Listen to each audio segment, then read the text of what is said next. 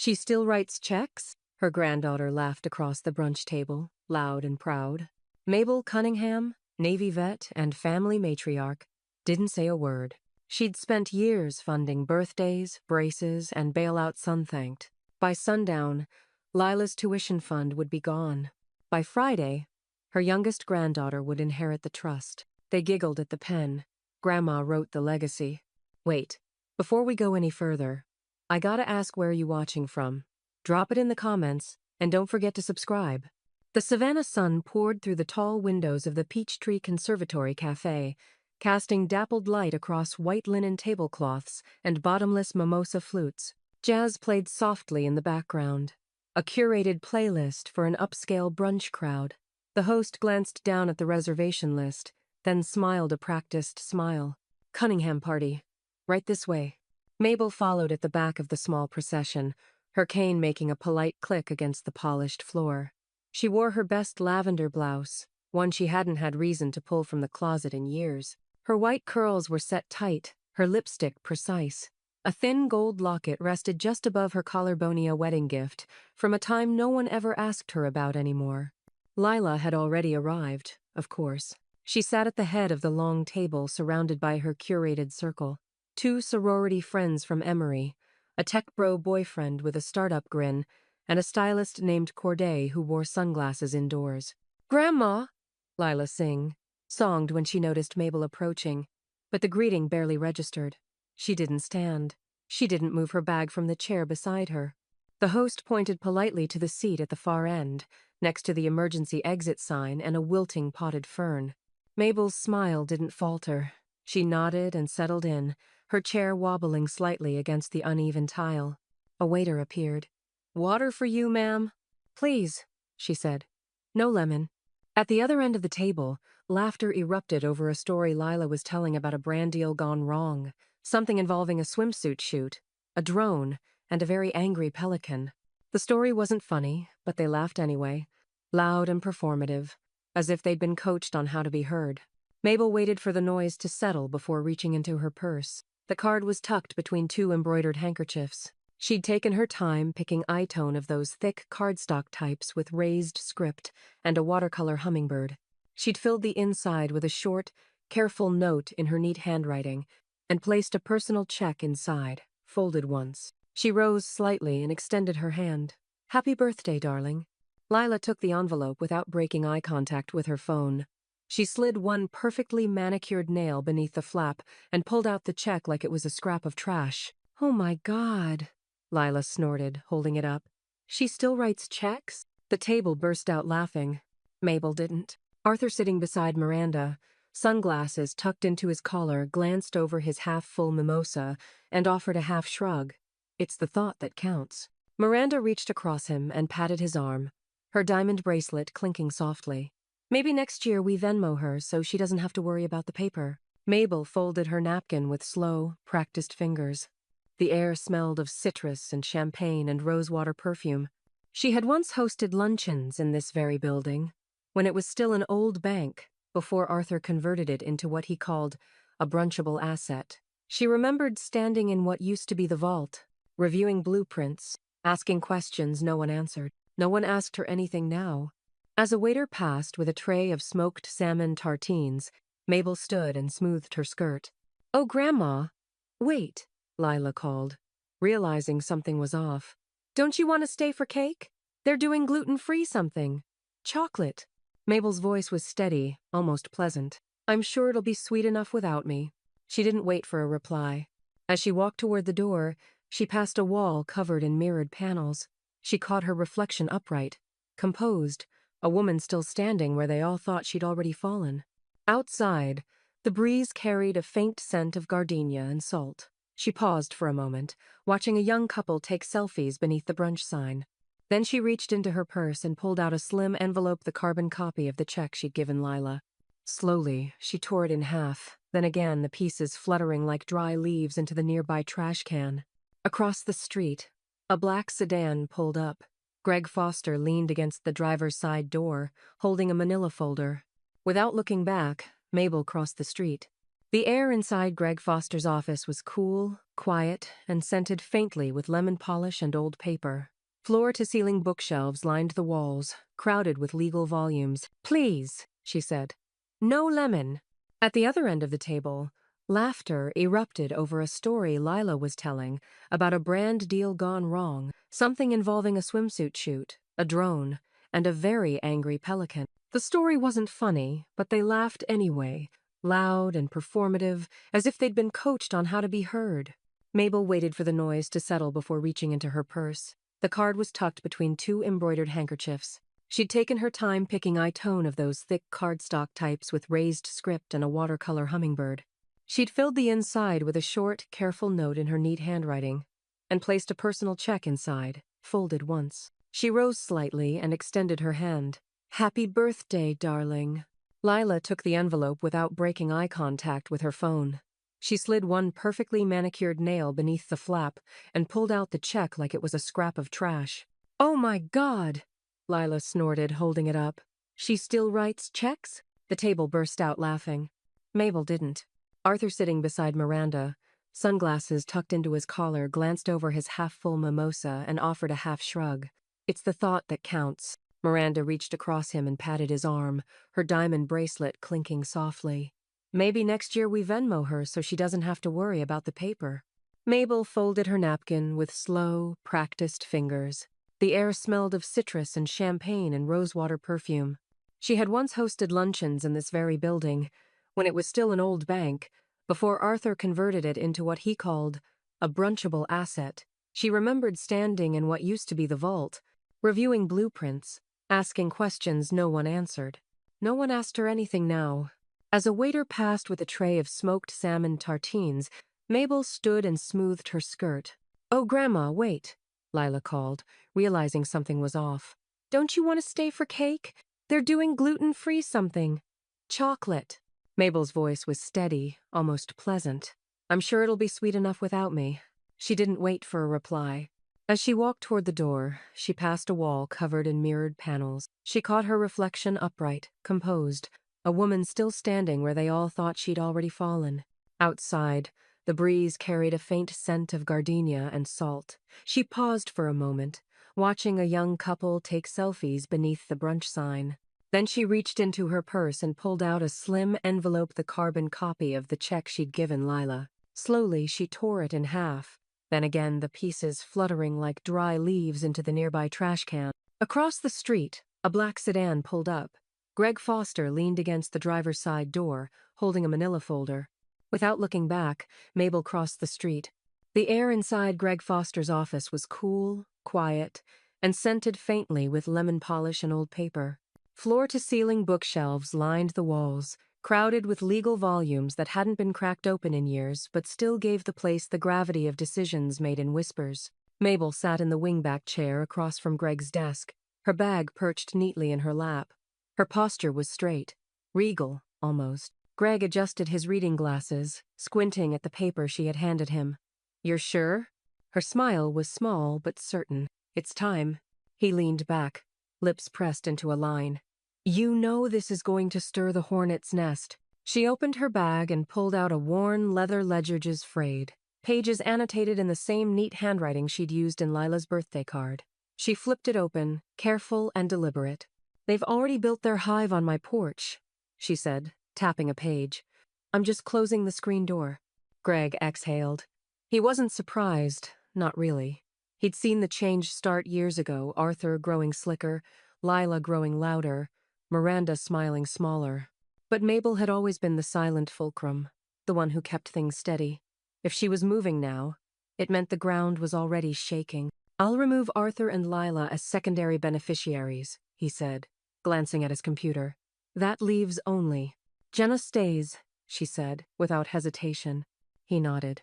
"And you want the revocable trust moved to a locked, irrevocable status?" "Yes. Everything formal. Quiet. No announcements." Greg's fingers moved across the keyboard. "And the condo titles?" "Transferred to a holding company.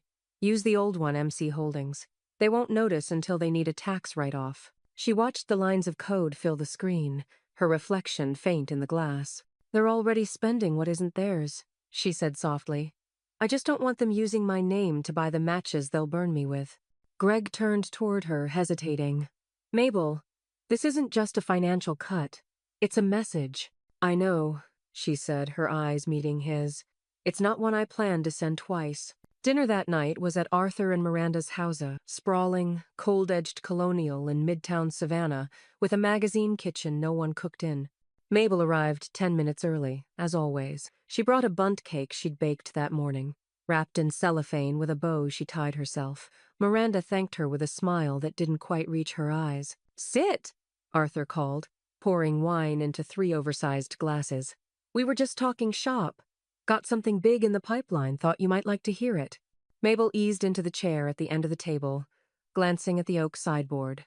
She remembered when it sat in her dining room. Arthur had insisted on taking it for staging. He pulled up a sleek PowerPoint on his tablet and turned it toward her. New condo development, right in the Arts District. Boutique style, 26 units, rooftop access, sustainable everything. We're close, just need to clear a few investment gaps. She sipped her water. Sounds costly. Well, we'd use some of the estate liquidity, roll it through the holding company. Show it as legacy alignment. You know the lingo. She smiled. Do I? Arthur chuckled, missing the shift in her tone. We're thinking big, Mom. Lila even said she might do a few collabs with interior design brands. Name recognition helps. That's why we're keeping the Cunningham tag on it. Miranda passed a salad bowl, her bangles jingling. It's hard to plan, though. We don't know what's where anymore. I mean, you've got so many accounts. Mabel placed her fork gently on the edge of her plate. Not as many as you think. Arthur blinked. Well, we just figured. Pennies now, she said, dabbing the corner of her mouth with a napkin. But I'm learning to budget. Miranda offered a tight, confused smile. Well, we'll help you with that, of course. Mabel tilted her head, considering her. That's kind. Arthur opened his mouth to press further, but his phone buzzed an alert. He glanced down, then again, slower. Something wrong? She asked sweetly. He didn't answer, just pushed back his chair slightly, staring at the screen. The salad wilted between them. Miranda looked from him to Mabel. I think the accounts are acting up, Arthur muttered. I'll need to check in with Greg. I'm sure he's still working, Mabel replied, rising from her chair. It's not like he gets many family dinners these days. She picked up her bundt cake, untouched on the counter, and walked toward the door. The summer heat clung to the air like damp silk, heavy and inescapable. Savannah's oak trees, draped in Spanish moss, hung over the courtyard like watchful elders. Mabel stood near the iron gate, her gloved hand resting lightly on the rusted post. A poster board near the fountain read, "The Lila Cunningham Foundation, Bridging Futures with Beauty." She smoothed the front of her cream blazer linen, tailored, the same one she wore to Arthur's college graduation. She'd considered something newer, more camera-ready, but everything in the boutiques looked like it belonged on someone trying to be seen. She hadn't come to be seen. She came because she was invited. A photographer drifted past her without acknowledgement, his camera aimed toward the center steps of the Cunningham Arts Hall. It had once been an underused civic building, until Mabel donated the renovation fund in her late husband's name. She remembered writing the check in cursive, pausing after every zero. Lila appeared at the top of the stairs, flanked by 2 local influencers and a stylist adjusting the fall of her dress. It was an aggressive pastel pink that clashed with the brick backdrop, but matched her feed's aesthetic. "Gran, hi!" she called, waving without turning her body. "Glad you made it. You can stand back there just while we set up." Mabel nodded. She moved toward the side as instructed, the photographers flowing around her like she was an obstacle to be navigated. Arthur stood at the base of the stairs, directing camera angles with the enthusiasm of a man who thought in marketing decks. "More height, yep, stack Lila center. That's the brand face. Should I come in now?" Mabel asked quietly, stepping closer. He barely glanced her way. "Let's get the core shot first. Sponsors like a certain image." Miranda chimed in from a folding chair, fanning herself with the event brochure. "It's about youth energy. You know how online engagement works." Mabel looked up at the stairs. The marble banister gleamed in the sun. She remembered arguing with the contractor about the price, saying it was too much. He'd told her, "You want this place to last, ma'am. You don't go cheap on the bones." She stayed where she was as the flashes went off, one after another, like a ticking clock made of light. Someone brushed past her carrying bottled water in a silver bucket. Lila posed with one hand on her hip and the other gently resting on the shoulder of a girl she'd met twice. "She still wants in?" someone muttered near the Kaya. "Cameras. We're already way over head count." "She's just watching," another replied, probably proud. Mabel folded her hands and let the words pass through her like mist. After 30 minutes, the group began to disband. Photos taken, content captured, sponsors tagged. Lila approached finally, adjusting her sunglasses. "I think we got some good ones. You'll see them when the magazine piece comes out." "I don't need to be in the magazine," Mabel replied. "Just curious if there's a photo where I'm not behind the fountain." Lila blinked, uncertain whether to laugh or apologize. She chose neither. "We just went for a younger look today. Fresh eyes for the cause, you know." Arthur arrived behind her, placing a hand on her shoulder. "Don't take it personal, Mom. It's branding. It's not you." "No," Mabel said, her voice quiet but firm. "It's not." She turned, heels clicking softly on the flagstone. No one called after her. The parking lot was nearly empty. Her car modest, 10 years old, immaculate sat in the corner like it didn't belong. She opened the door, set her purse inside, then paused. From this angle, she had a perfect view of the staircase, the same marble she had chosen, the same stairs that held her entire family now grinning, posturing, erasing. She reached into her glove compartment and pulled out a small leather photo album. The first page held a picture of Arthur, age 12, holding a ribbon from his first school debate. She'd taken the photo in this same building before it was ever renamed. She stared at it for a long moment, then closed the album. The restaurant was all reclaimed wood and curated imperfection, the kind of place where the napkins were mismatched on purpose and the menu changed weekly. Mabel sat across from Miranda at a bistro table near the back, beneath a chalkboard scrawled with the day's specials in loopy cursive. A young server with a nose ring placed 2 iced teas on the table, along with a mason jar filled with lemon wedges. Miranda smiled politely, but didn't look up from her phone. Her nails, lacquered a pale rose gold, tapped rhythmically on the screen. "I've always liked this place," Miranda said finally, tucking the phone into her purse. "Arthur says it's too rustic, but it feels grounded, real." Mabel stirred her tea slowly. "I remember when grounded meant growing roots, not booking brunch at places with reclaimed barn doors and a waiting list." Miranda laughed, a little too brightly. "Still sharp, I see." The server returned with 2 grilled chicken salads and slipped away with a practiced smile. They ate in silence for a few minutes, the only sound the occasional clink of silverware against ceramic. Then Miranda set her fork down. "Mabel," she began carefully, "I think it's time we talk about the future. Yours, specifically." Mabel didn't look up. "Is that so?" "We've been doing what we can to support you, of course," Miranda continued, her voice softening like she was delivering bad news on behalf of a hospital. "But we're not in our 30s anymore either. Retirement's creeping closer for us. Arthur's got the development deal stalling, and with Lila's sponsorships being unpredictable." "You've supported me?" Mabel's tone was even, but her fork paused mid-bite. "That's an interesting rewrite." Miranda's brow furrowed. "I didn't mean." Mabel reached into her purse and pulled out a neatly folded envelope. She slid it across the table, tapping once on the edge before leaning back. Miranda hesitated before opening it. Inside were copies grainy, black and white, but clear enough. Mortgage ledgers, tuition payments, a cashier's check made out to Arthur for his first commercial down payment. Mabel listed them softly, like beads on a rosary. $14,000 for your down payment in '98. $6,300 for Arthur's first semester, when the scholarship fell through.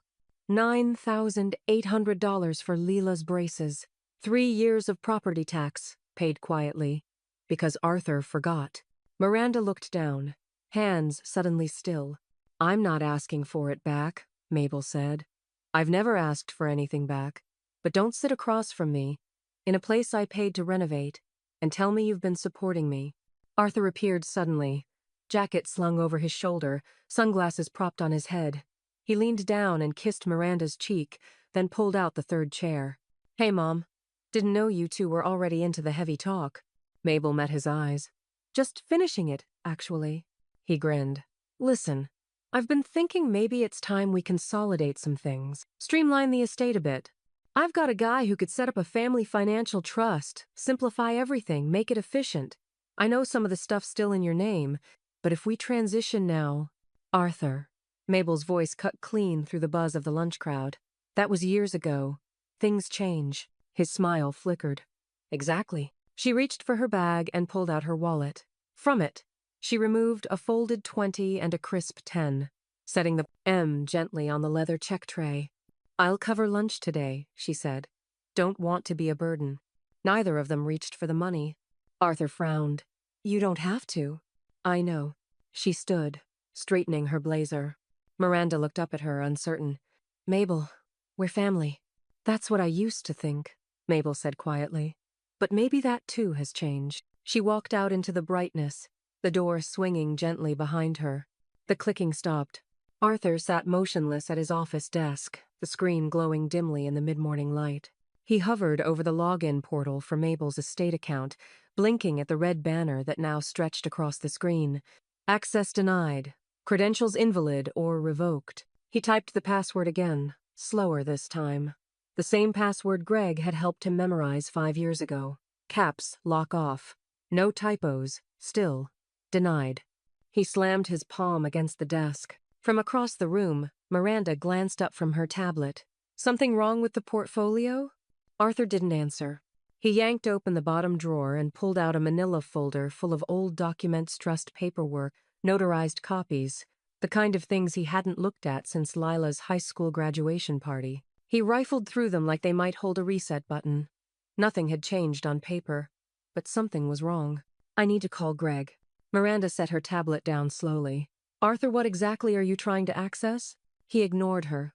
Greg Foster answered on the 4th ring. Arthur, I just tried logging into the estate portal. Why can't I see the holdings? There was a pause on the other end. Too long. You no longer have access, Greg said evenly. Arthur stood, pacing now. I'm the estate manager. I've had access for what, 8 years? She's updated the trust. You've been removed as secondary custodian. Greg's voice was calm but firm, the tone of someone who'd been bracing for this call all week. You're kidding. I'm not. Arthur pressed his fingers to his forehead. You helped set up that infrastructure. You built the permissions. You can override this. I won't, Greg said. She made her wishes clear. It's legally sound. Very. Arthur's voice dropped. You've known me for 20 years, Greg. You watched my daughter grow up. And I watched your mother build everything you're trying to shovel into a hole, Greg snapped. Don't call this loyalty. It's stewardship. Arthur hung up. He didn't speak. He didn't yell.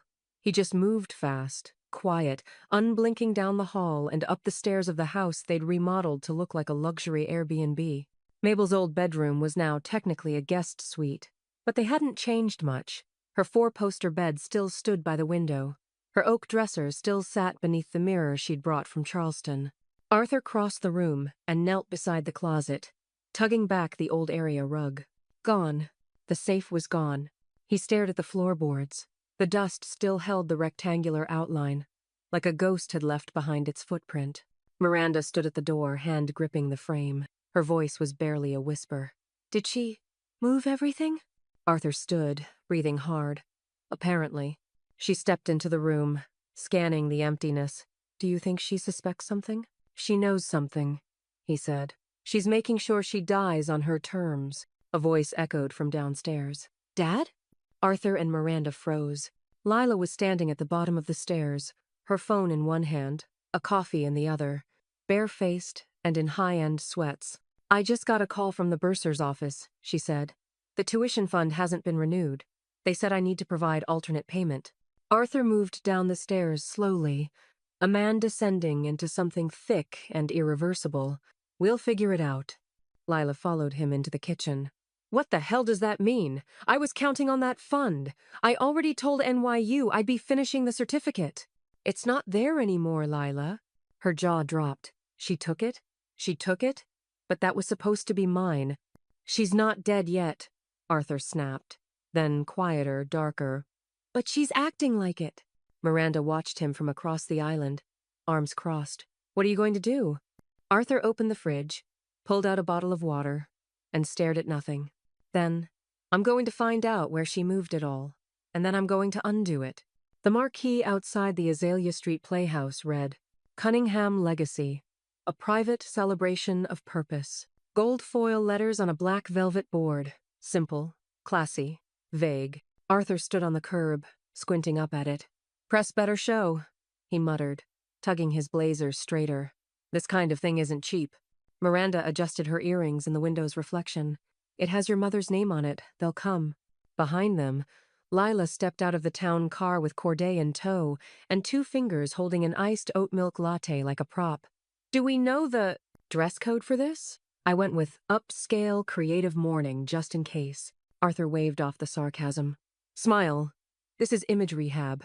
We need soft lighting and backstory. They walked into the theater foyer together, greeted by a polite usher in a velvet vest who offered them programs black with embossed lettering, tied in twine. No logos, no sponsors, just the title, In Her Words. The theater was half full, already an older crowd, mostly, with the kind of posture that came from church pews and civic boards. A few recognizable faces from City Hall, a former school principal, a real estate columnist. Arthur scanned the room, suddenly uneasy. No brand reps, no step-and-repeat banner, no cameras staged up front. Lila leaned in. Where's the media team? I thought this was going to be a launch, Arthur muttered. For the foundation. The house lights dimmed. The velvet curtain parted. A single spotlight fell on the stage. And then, from the darkness, a woman stepped forward. Not Mabel, but a presenter in a navy pantsuit holding a folder. Good evening, she said. Thank you for joining us for this one-time tributian evening, celebrating the life and legacy of Mabel Lorraine Cunningham. A veteran, a businesswoman, a builder of quiet empires. Arthur sat up straight. Wait, what? Slides began to project behind the speaker. Mabel in uniform U.S. Navy, 1968. Mabel in a hard hat groundbreaking for Cunningham Properties, 1979. Mabel on the cover of Southern Women in Real Estate, 1993. The audience clapped politely. Lila leaned toward Miranda, her voice a stunned whisper. When did she do all this? Miranda didn't answer. More images came. Mabel speaking at a zoning board meeting, cutting a ribbon with the mayor, standing in a muddy lot with a young Arthur holding blueprints he barely looked at. The presenter continued, smooth and sure. Over 4 decades, Mabel Cunningham developed more than 20 properties, started 3 grant-based housing initiatives, and sponsored the city's first scholarship for women in trade schools. Arthur was pale now. His jaw twitched. And in 2022, she quietly endowed the Savannah Resilience Fund under a pseudonym providing no-interest business loans to over 60 women-owned companies in Chatham County. Applause again. Real, warm applause. A few attendees stood for it. Cameras were flashing now, but not from news outlets. Locals, residents, former colleagues. Every photo caught Mabel mid-laugh, mid-smile, mid-memory. The next slide. Mabel and Etta Monroe, shovels in hand, breaking ground on what would become a memorial garden. Lila turned to her father. This changes things. Arthur didn't answer. He was sweating. The final video clip showed Mabel speaking at a podium in a church basement. Legacy isn't what they write in your obituary. It's what people build on your name after you're no longer there to explain yourself. When the lights rose, the crowd gave a full standing ovation. And from stage right, Mabel stepped into view. Not frail, not diminished, sharp-eyed, poised, a quiet queen in slate gray. She waved once, modestly. A flashbulb lit up the left side of her face. She turned into it and smiled. Every shot captured her as they never had before alone. Elevated, unmistakably central. Arthur remained seated, hands clenched around his program. Lila stood reluctantly, clapping half-heartedly. Miranda just watched. From backstage, Greg emerged and joined Mabel at the edge of the curtain. He handed her a single white rose and said something into her ear. She nodded once. The cemetery path curved gently beneath the low-hanging branches of crepe myrtles, their pink blossoms scattered like confetti along the gravel walk. Mabel walked slowly, her cane tapping a steady rhythm beside her. On her right, Etta Monroe kept pace with the fluid shuffle of someone who had long since made peace with arthritis. On Mabel's left, Jenna skipped ahead, her lavender backpack bouncing with each hop. "Not too fast, baby," Mabel called gently. "We're not racing the dead." Jenna giggled and slowed, falling into step between the two women. "I'm just trying to keep the ghosts from catching me." Etta chuckled. "If any ghosts linger here, they'd have good manners. This is old Savannah. Even the spirits wear Sunday shoes." The three of them turned down a quiet row lined with century-old stones, the air thick with honeysuckle and something older earth, maybe. Time. Mabel paused before a modest headstone bearing the name Henry L. Cunningham. 1933, 1992. She placed a hand on it, not for support, but something more private. Jenna went quiet beside her, sensing the weight of the moment. "This was your grandpa," Mabel said.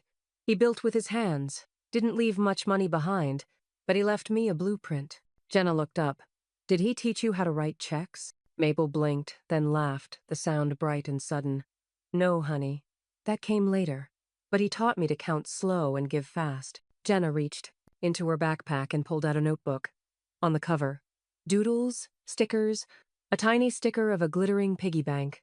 "Can I have a checkbook when I'm older?" Mabel smiled at her, really looked at her. The child had Arthur's chin and Miranda's pale eyes, but something else, too. Something untethered. "Of course," Mabel said, "but I hope you use it better than the rest of them ever did." That afternoon, Greg Foster sat across from Mabel in his study. The same stack of estate files now opened wide like a priest's hymnal before confession. "You understand this won't sit quietly," Greg said, pushing a revised page across the desk. "Arthur will lose his mind. And Lila? She'll go live." "I'm not worried about their volume," Mabel replied, signing in deliberate strokes. "Noise isn't the same as power." She turned the page, ink already drying. Greg glanced at the clause again. "Beneficiary, primary, Jenna Rose Cunningham, age 10. No custodial rights assigned to Arthur or Miranda Cunningham. This means every dime in the legacy fund goes through a generation they can't touch." Mabel looked up. "That's the point. I'm not leaving wealth. I'm planting intention." Greg leaned back. "They'll try to reverse it, contest the trust, call it mental duress. Hell, they may drag in experts to question your capacity." She reached into her purse and retrieved a folded piece of paper. "Then let them fight shadows." Greg opened it. It was a photo. Mabel, Jenna, and Etta from just a few hours ago. The three of them beneath Henry's tree, a picnic blanket spread between the headstones, laughter frozen in still life. Mabel added, "They spent so long betting on my death, they never realized I was busy living." Greg slid the document into a secure folder, then locked the drawer. "You built the walls," he said.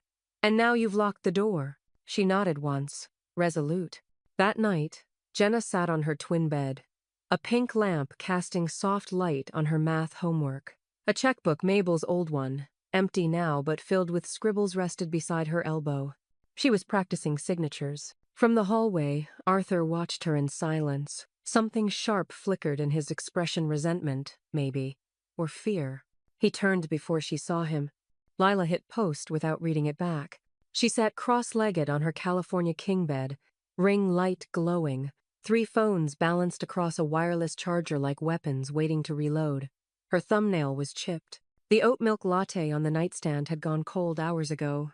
The caption she'd just sent to her 138,000 followers read, "Toxic old money ruins more than trust. Fundsit ruins trust. Betrayal hurts more when it wears pearls and pretends to smile. Some people die decades before their funeral. I'm done pretending." The accompanying photo was a filtered shot of her staring out a rain-speckled window, makeup flawless, tears strategically smudged. Within seconds, the comments began. "Wait, what happened? You're the victim here, Ma. Stay strong, Queen. Are you talking about your grandma? Rich girl problems. Boo-hoo. Your inheritance isn't hitting fast enough." She clicked through them, deleting the nastier ones, but they came faster than she could swipe. The algorithm, as always, loved chaos. By noon, 3 of her brand partners had emailed her manager to pause content strategy. A well-known skincare company removed her from their homepage.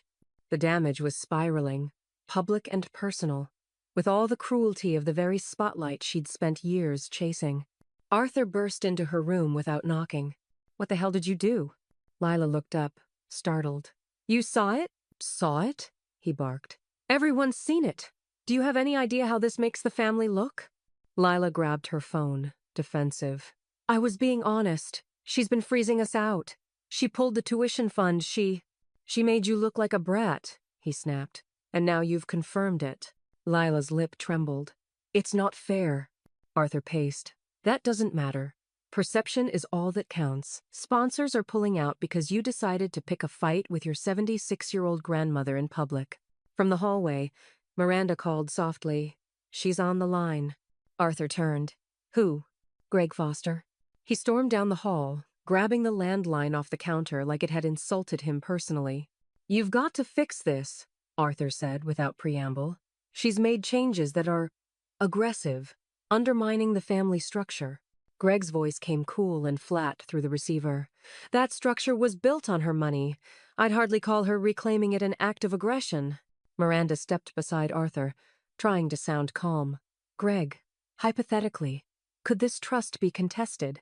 I mean, if we had reason to believe she was being pressured, or you want to challenge a legally airtight document created by a woman of sound mind, using a third-party notary, video witnessed with timestamps, and verified by 2 independent advisors?" Greg said, his voice now edged with the faintest disdain. "Be my guest, if you like losing in court." Miranda opened her mouth, then closed it. Arthur slammed the phone down. In her sunroom, Mabel sat in an armchair by the window, steam curling up from a porcelain teacup in her lap. Earl Grey, 1 sugar, a splash of milk. The iPad beside her buzzed softly with notifications. She ignored them. Outside, the late afternoon light filtered through the lace curtains, gilding the furniture with a soft golden hue. A cardinal landed on the garden fence, then flitted away. She sipped her tea. Etta entered from the side door with a basket of fresh tomatoes. "Your granddaughter's internet's on fire," she said without looking up. "I'm not surprised." Etta plucked a mint leaf from the windowsill planter and dropped it in Mabel's empty glass. "She'll blame you." Mabel smiled. "She already did." Etta raised an eyebrow. "Do you regret it?" Mabel looked out at the garden, where Jenna's bike was tipped over near the bird bath. The training wheels had been removed that morning. "Not even a little," she said. Across town, Lila sat curled in her closet. The lights off, a laptop balanced on her knees. Her video editor opened on the screen, frame paused at a freeze of her face mid-tear. She clicked the playback button and watched herself speak. "I just wanted to feel chosen. I thought legacy meant being loved, not locked out." She hesitated, then pressed delete. The silence in Greg Foster's office wasn't just quiet, it was surgical. The kind of quiet reserved for last testaments and open secrets. Greg closed the final folder with a heavy hand, then slid it to the center of the desk without speaking. The thick paper bore Mabel's signature at the top, dated 5 years earlier. Below it, an addendum typed in clean professional legalese, but the handwriting beneath wasn't hers. Across from him, Arthur sat stiffly in a leather chair, his hands folded too tightly in his lap. "You really thought this wouldn't surface?" Greg said at last, voice low and grave. "That a document used to authorize a $140,000 draw from her estate line wouldn't eventually come under review?" Arthur's eyes stayed on the folder. "It was an emergency." "You forged her initials," Greg said. "That's not an emergency.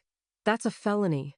Arthur stood up too quickly, then paced toward the window, rubbing the back of his neck. "It was for the Riverbend deal. We were weeks from losing the lot.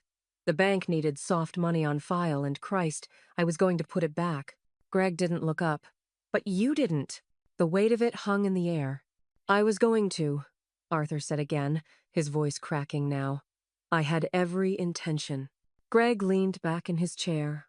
Intentions don't show up in audits. Behind them, the antique clock ticked loudly, like a verdict. "I'm not pressing charges," Mabel's voice came from the doorway. Arthur turned. She was framed in the doorway, backlit by the stained glass from the outer hallway.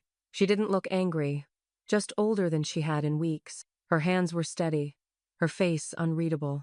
"You're not?" Arthur asked, blinking. "No," she said. "I don't want you in court. I don't want you in jail." A beat passed. Greg started to say something but caught her look and remained silent. Arthur took a breath. "Then, what do you want?"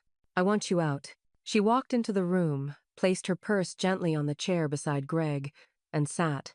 "Out of the trust, out of the holding companies, out of the legal structures you've been shadowing for years like a fox around the henhouse." Arthur stepped forward, desperate now. "You can't just—" "I can. I already did." His mouth opened, but no words came. "I found the ledger last week," she continued. "I wasn't even looking, but there it was, your handwriting. My name, signed like it was borrowed, like you knew I wouldn't check." Arthur dropped into the chair across from her, hands now trembling. "You were supposed to leave it to me." She didn't blink. "I left you chances." He looked up, eyes glassy. "I left you time. I left you trust. And you spent them like they were loose change in someone else's pocket." Greg stood quietly and excused himself, leaving the two of them in the office. Arthur leaned forward. "I'm your son." Mabel folded her hands. "And that's the only thing you've never had to earn. The only thing I can't take away. But I won't let you weaponize it anymore." He covered his face with both hands, shaking now. The truth of it landed harder than he expected. She wasn't just closing a door, she was bricking it up behind her. Mabel stood, slow but resolute. "I'll send a revised ledger by week's end," she said. "Your names will be gone from everything but the history." She picked up her purse and walked toward the door. Arthur didn't follow. She paused before exiting and looked back, not cruel, not triumphant, just done. The ballroom at the Bonaventure Club glittered like a snow globe chandeliers swaying gently. Overhead, crystal flutes clinking, laughter echoing off polished marble. Waiters in black tuxedos moved like stagehands, slipping through the crowd with silver trays and tight smiles. At the center of it all stood the night's crown jewel, a silent auction wall lined with easels, each showcasing architectural renderings for the expansion of the Savannah Children's Arts and Wellness Center. 5 new wings, 5 potential donors, 5 naming rights up for bid. No one knew who the anonymous bidder for the 6th wing was. Not yet. Arthur stood beside the charcuterie table, sipping a bourbon he wasn't enjoying. His tuxedo itched, and his cufflinks didn't match. Across the ballroom, Lila posed for a photo near the floral installation, adjusting the fall of her silk gown like it mattered more than anything else tonight. Miranda hovered by the sponsor board, eyes scanning the crowd. She hadn't spoken much since Greg's final call the week before. "Any updates?" Arthur asked, approaching her. Miranda shook her head. "No one's talking. They're saying the final bid came in just before the deadline, anonymously, through a private LLC. Arthur narrowed his eyes. "Let me guess it wasn't one of us." Just then, the hostaman with slick hair and a Savannah drawl so thick it sounded vintage tapped a microphone. "Ladies and gentlemen, thank you for your incredible generosity tonight. We've just closed bidding on the final naming opportunity. The main education and resilience wing, a space for vocational programs, after-school mentoring, and financial literacy." Arthur crossed his arms. "Here we go." The host smiled. "The winning bidder has asked to remain anonymous until the signage is unveiled." With a grand gesture, he nodded toward a velvet curtain hung at the far end of the ballroom. The fabric dropped. The crowd gasped. The Jenna Rose Cunningham Center for Resilience. Endowed by M.L. Cunningham Foundation. The text gleamed in brass letters. A render of the building shimmered beside it. Soft curves, wide stairwells, art rooms, classrooms, and a quote carved above the main entrance. "Teach a child to sign her name, and she won't wait for permission." Lila's voice cracked first, raw and loud. "She humiliated us!" Guests turned. Arthur's mouth fell open. His bourbon trembled slightly in his glass. "She named it after Jenna?" Lila hissed. "She skipped me entirely. After everything I've done?" Miranda looked at the sign quietly, her lips parted but silent. "She never even told us she was coming tonight," Lila fumed. "She's not even here." But she was. At the back of the room, near the exit where the light was softest, Mabel stood in a charcoal shawl and navy gown, a delicate silver pin clipped near her collar. Etta stood beside her, holding a folded program and a secret smile. Mabel didn't wave. She didn't speak. but she saw them. Arthur turned slowly to face her across the ballroom, the distance between them gaping. "She doesn't want us," he muttered. Miranda looked over at him. "She's telling the world without raising her voice." Mabel turned toward the exit. Guests stepped back politely to let her through, some nodding, others too stunned to react. As she passed a row of young volunteers holding clipboards and donation receipts, one of them looked up and whispered, "That's her. That's the Cunningham." Outside, the air had cooled.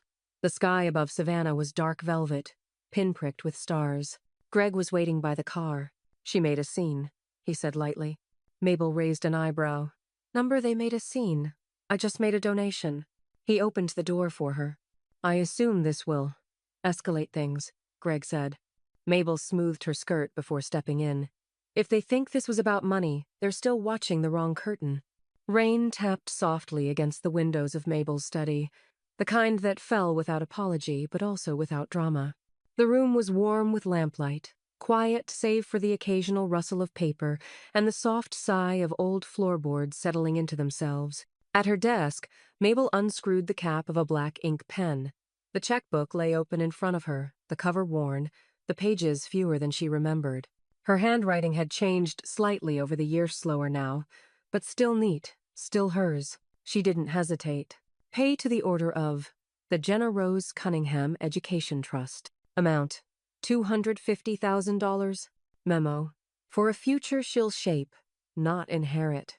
She signed her name carefully. Full, no initials, no shorthand, just Mabel Lorraine Cunningham in confident cursive. Greg sat in the armchair nearby, a briefcase resting against his leg, file tabs peeking out like flags on a battlefield. "Everything else is finalized," he said.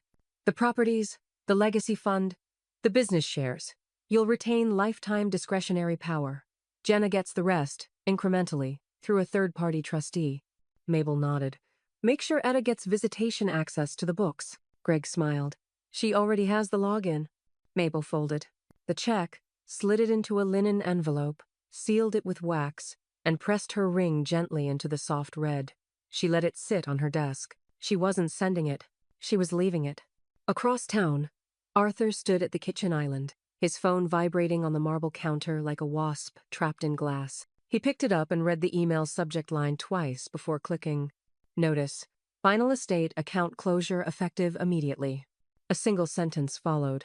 "Your access has been terminated per Trust Modification Order number 984B. Arthur's knuckles went white around the phone. He didn't speak. Miranda sat nearby with a glass of wine, watching him. "Is it done?" He nodded. "No more accounts?" He didn't nod again, but he didn't need to. She stared down at her glass and whispered, "We really lost her."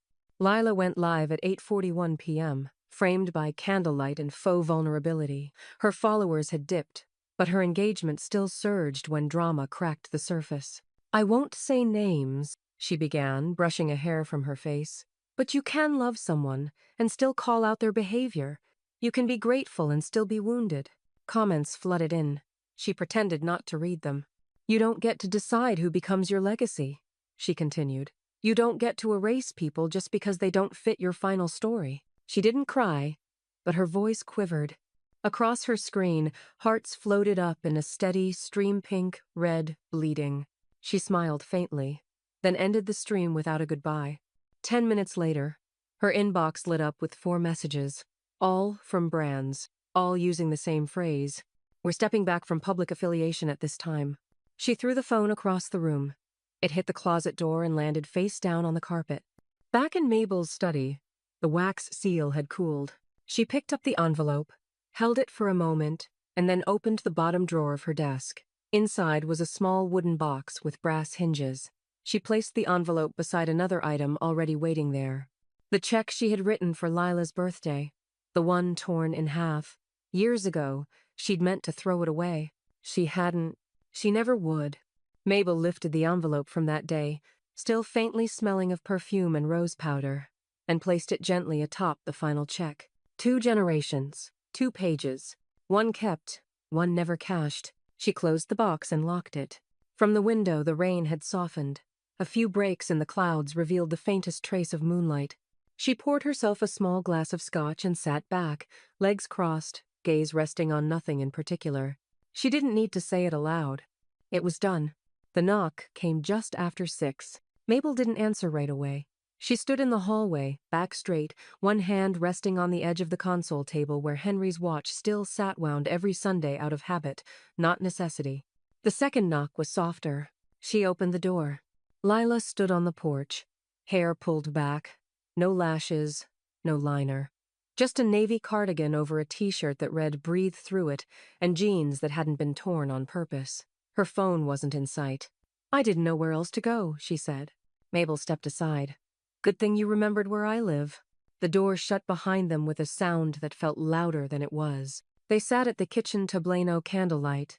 No curated playlists, just a chipped pitcher of water and 2 empty glasses between them. Lila picked at a stray thread on her sleeve. "I didn't know you were all this," she said finally. "The military, the businesses, the real estate. I Googled you after the gala." Mabel tilted her head. "I figured you'd only Google yourself." Lila flinched, then nodded. "Fair." Mabel sighed and poured them each a glass. "You didn't know, because you never asked." Silence stretched between them. Not angry, now just brittle. Lila's eyes welled. I thought you just didn't like me." Mabel didn't flinch. "You've confused silence for disdain your whole life. I kept quiet because every time I opened my mouth, someone handed me a filter. You, Arthur, your mother. This family doesn't ask questions, it makes assumptions." Lila took a sip of water, her hands trembling. "I didn't mean to be." "You meant to be adored," Mabel cut in. "Not understood." That landed harder than either of them expected. Lila looked down at her lap. The tears came then, quickly. Not performative, not framed for a lens. Real. "I didn't know how to be anything else," she whispered. Mabel stood. "Are you hungry?" Lila blinked. "What?" "I cooked. You came in during dinner hour. That's still how this works." She turned and walked toward the kitchen. Lila followed like a child, too fragile to resist. They ate at the table simple roast chicken, asparagus, biscuits that weren't warm anymore but still tasted like care. Lila barely touched hers. "I watched that video you deleted," Mabel said. "The one where you said you just wanted to be chosen." Lila froze. "I get it," Mabel continued. "You wanted to be picked. But honey, that's not how legacy works. It's not an award. It's a weight. And you have to want the burden and the bruises." Lila wiped her face with the sleeve of her cardigan. "I wanted the name to mean something," she said. Mabel nodded. "So did I. That's why I had to take it back first." For a moment, the room held something fragile and mutual in understanding that hadn't existed an hour before. Not resolution, but maybe the draft of a rewrite. Lila stood slowly. "I should go." Mabel didn't argue, just walked her to the door. At the threshold, Lila turned. "Are we okay?" Mabel paused, then answered honestly. "We're closer to real than we've ever been. That's more important than okay." Lila nodded, stepped onto the porch, and disappeared into the warm night without another word. Minutes later, Greg knocked brisk, professional, already holding a black folder. "I didn't know I was walking in behind a truce," he said as she let him in. "It wasn't a truce," Mabel replied. "It was a draft, with red ink." They sat at the kitchen table again. Greg opened the folder and began to lay out documents. "These are the final ones. Jenna's Education Trust has cleared the IRS gate. The asset transfers have posted. All that remains is your personal sign-off." Mabel picked up her pen. He watched her carefully. "Any part of you want to change anything?" She didn't answer right away. Instead, she looked at the empty chair across from her, the one Lila had just left. Then she signed. The front page of the Savannah Ledger landed on doorsteps like a reckoning. The woman behind the wall. How Mabel Cunningham rewrote a Southern legacy. Byline: Nora LeClaire, Senior Features Editor. Below the headline was a photograph Mabel hadn't posed for a candid, snapped at the ribbon cutting of the Jenna Rose Cunningham Center for Resilience. She stood in profile, laughing mid-sentence, eyes closed, sunlight splintering through her silver hair. The article was 12 paragraphs and 3 decades deep. It told of her Navy years, her first property flip, The scholarship fund no one knew she'd established under an alias. It traced the contours of a woman who had been invisible to the public but pivotal to the city. It named the fund she built, the trust she established, the granddaughter she chose. It also included a single quote from Mabel. Sometimes, the only way to leave something behind is to build something they can't tear down. Arthur read it 3 times. Then he threw the paper across the kitchen. "She's painting herself like a damn saint," he growled. "This is a hit job. A media setup." Miranda looked up from the breakfast bar. "They didn't mention you." "That's the point," he snapped. "She's erasing me."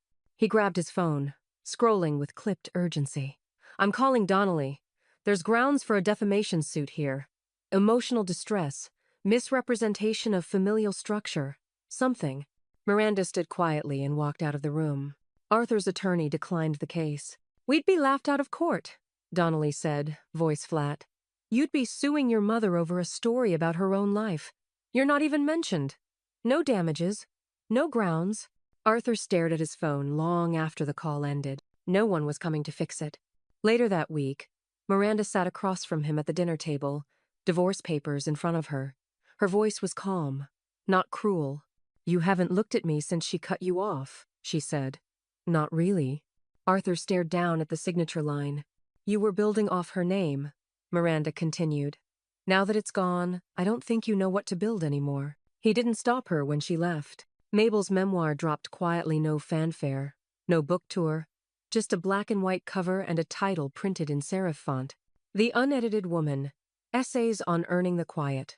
Proceeds were pledged entirely to the Resilient Women Fund grants for female entrepreneurs starting over at any age. Jenna's name appeared beneath the foreword. "My grandmother didn't give me everything. She gave me exactly what I needed. A blueprint and a blank page. What I build next will be mine, but her fingerprints will be in the foundation." It became a bestseller within the week. Readers underlined passages. Book clubs debated her choices. City council members cited her when proposing education initiatives. And in a small home office in Brooklyn, Lila clicked donate on the fund's website. 5 figures, anonymous. She didn't tell anyone, not even herself. Mabel sat on the porch with Greg and Etta, the afternoon sun dappling across her shawl. The book rested on her lap, dog-eared and loved, the way books should be. "They're calling it your second coming," Greg said, sipping iced tea.